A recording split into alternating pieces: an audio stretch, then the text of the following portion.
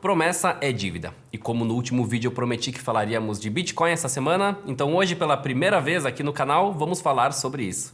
Como é a primeira vez que eu vou abordar o assunto, o objetivo é introduzir, para quem só conhece por nome, o que ele realmente é, como surgiu, para que serve e o mais importante, vale a pena investir? Se quiser uma resposta para isso, fica até o final do vídeo e já se inscreve no canal. Bem-vindo ao Clube do Investidor.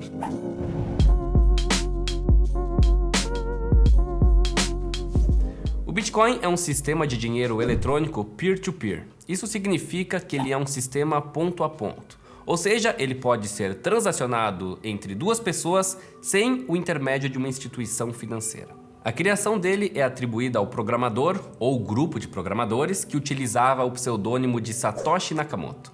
Até hoje ninguém sabe ao certo quem é a pessoa que criou, se foi uma ou 10 pessoas, mas isso é algo irrelevante para o seu funcionamento, porque ele é um sistema descentralizado. Ou seja, ele funciona sem a necessidade de uma instituição centralizadora. São os próprios participantes da rede que permitem e validam o seu funcionamento. A primeira vez que se falou em Bitcoin foi em outubro de 2008, quando o misterioso Satoshi Nakamoto enviou um e-mail para uma lista de pessoas interessadas em criptografia. Neste e-mail, ele falava sobre um novo sistema de dinheiro eletrônico e enviou para o pessoal o white paper, que nada mais é do que o manual do Bitcoin. Ali ele escreveu os principais fundamentos da sua criação, que seria uma rede peer-to-peer, sem intermediários e usaria prova de trabalho para gerar novos bitcoins. O que hoje chamamos de mineração, mas não tem nada a ver com o tipo de mineração que conhecemos. Aguenta aí que a gente já vai falar mais sobre isso. Alguns meses depois, no dia 3 de janeiro de 2009, foi minerado o primeiro bloco de Bitcoin. E a partir daí, ele entrou em funcionamento de fato. Neste primeiro bloco, Nakamoto escreveu a seguinte frase criptografada: "Chanceler à beira do segundo resgate aos bancos". Essa frase era a manchete do jornal The Times daquele dia e remete aos motivos que levaram à criação do Bitcoin. É importante lembrar que em 2009, o mundo vivia consequências da crise financeira de 2008. Conhecida como a crise do subprime. Essa crise, de forma bem simplista, foi causada pela falta de responsabilidade e fraude dos bancos e instituições financeiras. Ou seja, aqueles que deveriam ser os responsáveis praticamente destruíram a economia global. O Bitcoin basicamente busca o oposto disso, ao ser uma tecnologia descentralizada. E esse é um dos fatores que torna ele valioso para muitas pessoas. Já vimos diversas vezes na história da humanidade os prejuízos que a irresponsabilidade de um banco central ou até mesmo de bancos privados podem causar na economia. Estamos vendo isso agora, inclusive. Na crise causada pela pandemia, diversos bancos centrais pelo mundo imprimiram dinheiro à beça para tentar conter os efeitos, mas acabaram causando uma alta gigantesca da inflação. E isso não está acontecendo somente aqui no Brasil. Países como os Estados Unidos, que historicamente possuem níveis bem baixos de inflação, estão alcançando maiores níveis em décadas. Com a inflação, o dinheiro vai perdendo o seu valor. Nesse último ano, vimos o real se desvalorizar frente ao dólar e também vimos o dólar se desvalorizar frente ao Bitcoin. Trilhões de dólares foram emitidos desde o início da pandemia e estima-se que aproximadamente 1 em cada 4 dólares existentes no mundo foram emitidos neste período. É muita coisa mesmo. Em contramão a isso, o Bitcoin é uma moeda deflacionária. Isso porque existe um limite de Bitcoins que pode ser minerado. São 21 milhões de Bitcoins, que serão emitidos até 2140. E ninguém, nem mesmo Satoshi Nakamoto, pode mudar isso. Não é como um banco central que pode simplesmente decidir imprimir mais moeda. Esse limite já está definido no código do Bitcoin. Então vamos entender como ele funciona de fato. O Bitcoin funciona através de uma tecnologia chamada blockchain, que é como se fosse um grande livro contábil, onde todas as transações são registradas.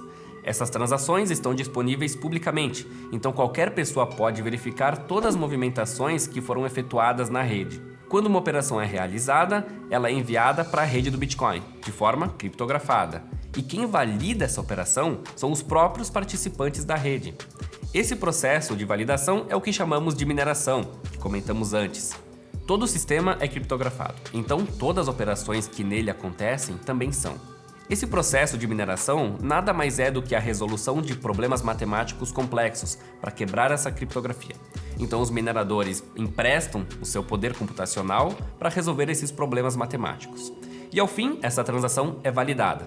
Dessa maneira, temos um sistema descentralizado, onde os próprios integrantes da rede mantêm o seu funcionamento. E lembra do que eu falei antes? Que no white paper, escrito pelo Nakamoto, ele determinou que a rede usaria prova de trabalho para gerar novos bitcoins.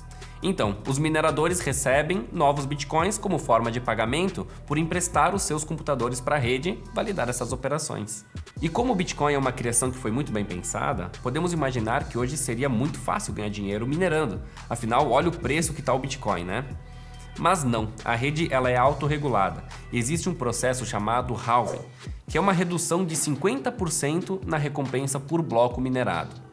Ele acontece a cada 210 mil blocos minerados, o que leva aproximadamente 4 anos. Lá em 2009, cada bloco minerado de Bitcoin gerava 50 novos Bitcoins.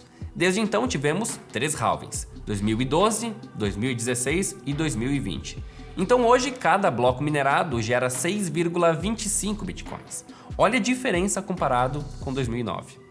A previsão é que o próximo ocorra em 2024, e esses 6,25 bitcoins serão reduzidos pela metade.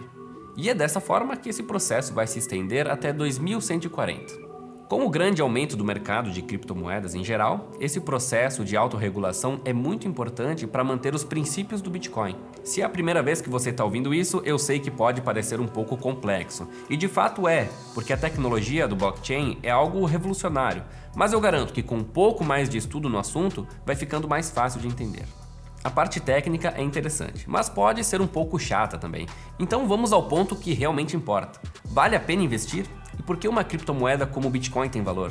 O Bitcoin, da mesma maneira que uma moeda fiduciária, como o real ou o dólar, possui valor porque as pessoas acreditam nele. Quanto mais pessoas e empresas passam a aderir e aceitá-lo, mais ele tende a se valorizar. Isso porque ele está sujeito à lei básica do mercado, a lei da oferta e demanda. Então, quanto mais pessoas querem comprar, a demanda por essa moeda aumenta e, consequentemente, o preço também aumenta. Além disso, o Bitcoin se beneficia pelo princípio da escassez. Isso porque, como falei antes, existe um limite de Bitcoins que pode existir. Então, ele tem uma oferta limitada e uma demanda que não para de crescer. É claro que ocorre o mesmo na situação inversa. Hoje já foram minerados mais de 18 milhões de bitcoins. E se as pessoas simplesmente perderem o interesse e começar a vender desesperadamente, o preço vai cair. Inclusive, não é novidade que o Bitcoin é um ativo extremamente volátil. Nas máximas, ele já chegou a somar mais de 80.000% de valorização desde a sua criação. Mas também já teve quedas de 50%, 60% até 80% no meio do caminho. Nesses últimos meses, inclusive, chegou a cair quase 50% do último topo. Ele sobe bastante, mas as quedas também são profundas. E além da escassez imposta por esse limite de moedas que podem ser criadas, ele tem outros pontos que também são importantes para considerar ter este ativo em carteira. Como já falamos, o Bitcoin é descentralizado, não possui uma instituição reguladora, portanto ele é independente do sistema financeiro mundial.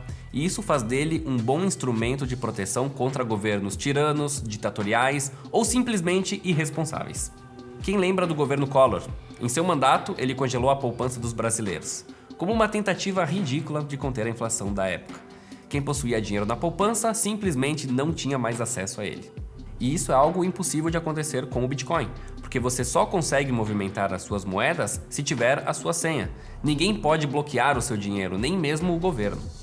Além disso, ele está cada vez mais sendo aceito como meio de pagamento por algumas empresas. No Brasil ainda não vemos muito, mas nos Estados Unidos já está mais avançado. Então, de fato, ele pode ser utilizado como uma moeda de troca. Mas afinal, vale a pena investir ou não? Na minha opinião, e isso não é nenhuma recomendação, vale a pena sim. O Bitcoin possui um potencial enorme de valorização, mas é claro que com um potencial muito grande, o risco também é grande. Se formos comparar com ativos mais tradicionais do mercado, o Bitcoin é muito novo, tem pouco tempo de existência. Ainda não se provou, ao longo do tempo, como o ouro, por exemplo, que é tido como uma reserva de valor. E é por isso que eu digo que vale a pena se expor ao Bitcoin, mas com uma porcentagem pequena do seu patrimônio. O meu objetivo é manter apenas 5% investido em criptomoedas, a maior parte em Bitcoin, mas nada além disso. Como o potencial de valorização é alto, eu posso multiplicar por várias vezes este valor investido, e se der ruim, se ele em algum momento não valer mais nada, eu perco uma porcentagem pequena do meu patrimônio. Mas eu não acredito que isso vai acontecer. Eu realmente acredito que o Bitcoin tem potencial para se valorizar muito. E como qualquer investimento de renda variável, eu aconselho a se expor somente àquilo que você está confortável em ver desvalorizar no curto prazo.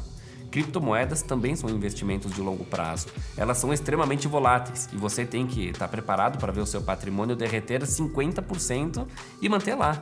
Claro, se os fundamentos que fizeram você comprar permanecerem os mesmos.